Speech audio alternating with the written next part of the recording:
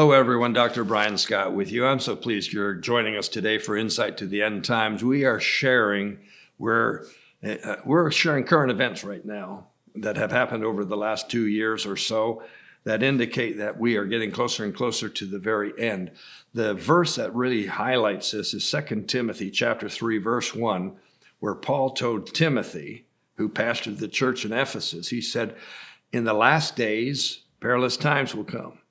So we have two expressions that we need to identify, and we have identified them in the previous podcast this week, but let me quickly go over that. The last days means this was the last port of call for the supply ship as it was supplying the food, the goods, the groceries, the medical supplies, the clothing, and so on from island to island to port to port. The very last port, the very last stop was called the last stop. It was the word that gives us last days. So this last days means this is the very end of the very end of the very end.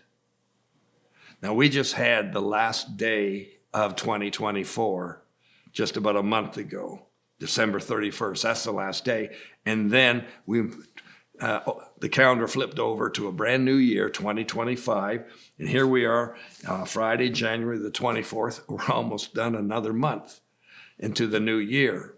But the other term is perilous times, and perilous means extremely dangerous. So the events that are occurring in our society today seem to be becoming extremely dangerous events, perilous events, things that you would never, ever anticipate.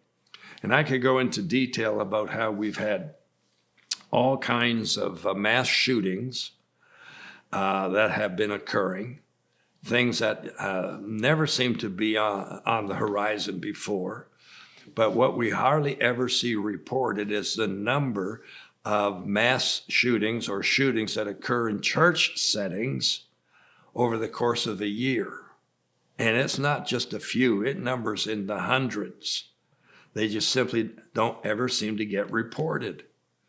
But there's several organizations that follow this that I'm aware of. They report them in the 3 to 4 to 5 to 600 events per year. This is crazy. And then you have what we just witnessed this month, in the month of January, the massive forest fires that have destroyed thousands and thousands of homes and left people homeless in Southern California and Los Angeles, in very well-to-do subdivisions and in diverse subdivisions. We've just seen thousands of homes destroyed by these forest fires. We're in very perilous times. But I want to share with you today some events that are really, really hard to believe. And it's almost defying logic. It's almost madness. So let me just share some of these events. These are taken from the news reports over the last maybe 2-year period. Here's one out of Mexico. A Mexican congressman called attention to congressional seats in their government being reserved for women that are being taken over by men who are self-identifying as women. That's called transgender women. This congressman brought this to the attention of the Congress, that these seats are actually reserved for women members of the Congress. So guess what? He was the one who was convicted of an offense. It was he was a political violator against women. How do you figure that? That's upside down. That's backwards, forwards. That's insanity. But that's where we live today, where what you would think would be an absolute, thank you for bringing this to our attention, this needs to be resolved, it goes the opposite direction. Oh my. Well, let's take another illustration. This is out of Australia. And of course, during the COVID pandemic that hit us from 2020 through 2023 or so, Australia had some extreme actions taken that defied understanding and logic. Unbelievable. But here's something that you're probably not aware of. A new law was considered in Australia recently that could bring about the end of authentic Christian schooling. Under this new proposed law, staff positions in a Christian school could not require adherence with the strict Christian beliefs of the school. So here's how it ends up. The only positions in the school that could advertise for new teachers who would comply with the Christian school's statement of faith and conduct, the only ones who could that would apply to would be the actual religious education teachers in that school.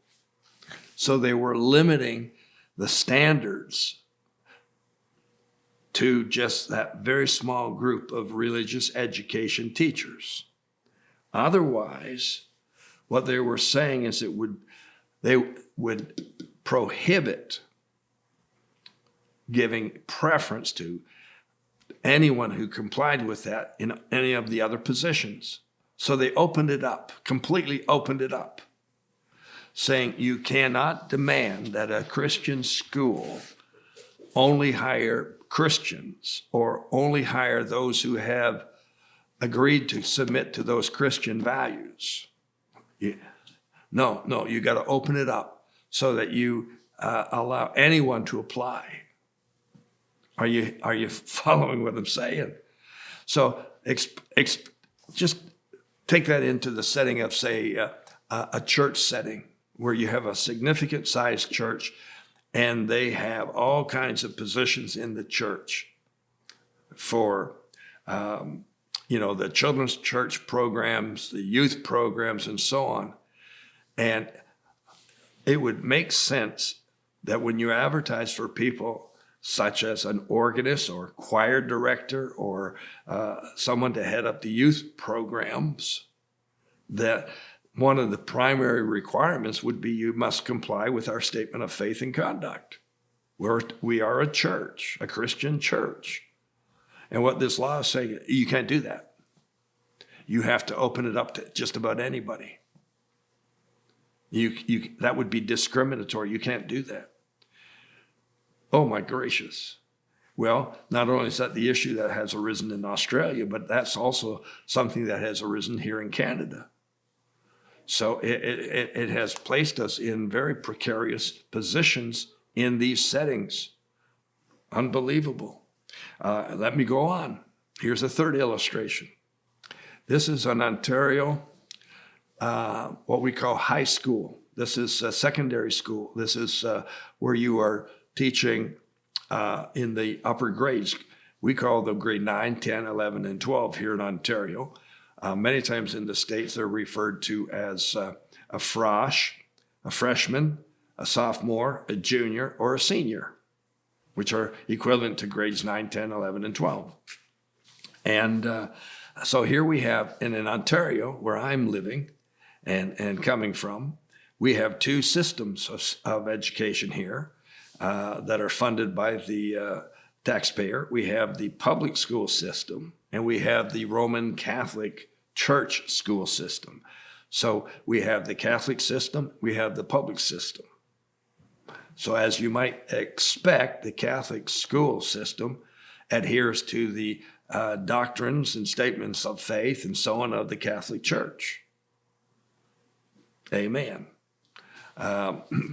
So let me continue. Here's an Ontario Roman Catholic school, high schooler. He spoke out in his class saying that he believed that there were only two sexes, and he objected to male students self-identifying as female students so they could use the female washrooms and change rooms. Imagine a male student wanting to get into the girls' washroom and change room, so they come to school and identify as a girl. So their given name might be John, but on this particular week, they tell everyone their given name is Joyce or whatever. Are you? It's just beyond comprehension. So this is going on. This young student stands up, says there's only two genders, male and female, and I object to male self-identifying as female so they can get into the girls' washroom. So you would think that would be applauded by the Roman Catholic school principal and teachers, but no. His teacher goes to the principal and reports him, and he gets expelled for 2 weeks for taking that position, and is only allowed to come back to class upon his statement that he will no longer espouse that position. But he comes back and goes into his homeroom and refuses to take that position. He says, no, I'm not changing my views. I still have the very same views. So the teacher reports him once again to the principal. The principal calls the local police force. The police force comes and they arrest him and walk him out of school and put him in a police cruiser and take him home. And the order from the school is you cannot come back to school for the balance of this year because of that position. Court case follows. Can you imagine this? This hardly makes any sense at all. None. But can you imagine that the authorities support this direction that's being taken? Oh my gracious. Well, I mentioned to you about what's going on in Mexico. I mentioned to you what's going on in Australia. Here's what's going on in Ontario schools. But let me give you another illustration of what's going on in one of our Canadian provinces. The government in that province passed a law banning school prayer, prohibiting prayer in school. They did allow silent prayer. Give me a break. Really? They allowed silent prayer, but no prayer. This edict from the government violates the Canadian constitutional rights to freedom of speech and freedom of religion. But it was upheld by the appeal courts. So it's been outlawed in that provincial setting. Unbelievable. It really is unbelievable.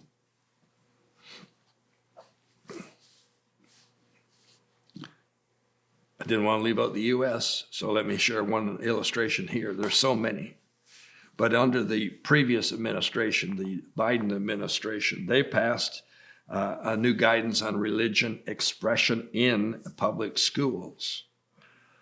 And the First Amendment rights are being, of course, violated by these new directives. But here's what they are saying. They're saying that schools will be required to purge religious messages from any student's speech, such that the school now controls what they're able to say and not say. So the students cannot express or say anything that has spiritual overtones or religious overtones. Speech police. Here's the other part of it. They have indicated, they have stated that students cannot pray during their lunch hour.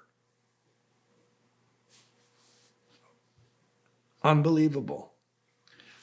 A complete violation of the freedom of religion, the freedom of speech, and so on. Well, I got one more. And listen, I've been cutting articles out of the newspaper, a very, very conservative newspaper here in Canada that seems to really report what's going on. Is the best way to put it. I must have 4 inches of articles that I've cut out and underlined and studied. I'm perplexed. I've never seen such a shift and change in our values as has been occurring. But let me comment on this one. And in May of 2024, so not quite a year ago, the governing party in Canada, the Liberal Party in Canada, introduced a bill called C-63. It was entitled the Online Harms Act Bill. And it intended to amend the Canadian Criminal Code and to amend the Canadian Human Rights Act to address harmful online content against younger people as a primary objective. They wanted to eliminate or to limit bullying that occurred over the internet, which had led, unfortunately, to the deaths of a couple of students who were bullied on the internet by classmates who had obtained illicit material, photographic material, posted it on the website, completely destroying two young girls, and they ultimately took their own lives. So yes, it had a merit in that approach. But as is normal with these kind of pieces of legislation, they're lengthy, and buried in the pages, which I call the back pages. So it's not in the forefront of the legislation. It's buried maybe 100 pages in or so, were two statements that were very dangerous statements. And here's my paraphrase of them, because it would be very lengthy for me to try and outline it otherwise. But my paraphrase is, and I'll use myself as the point of contact here, if my speech or comments were to offend you, you would have the right under this legislation to report me to a special committee, a bureaucratic committee, who would have the right to review what I said and have the right to assess whether or not it was harmful to that person. And if they found it was harmful to that person, then I would be subject to penalty. And that penalty could be financial, or it could even be incarceration, jail time. And the financial potential was fairly onerous, in the thousands of dollars. Now, here's the problem with all of that.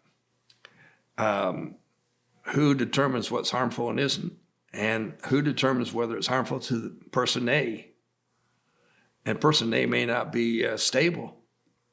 They may have deficiencies or defects or whatever.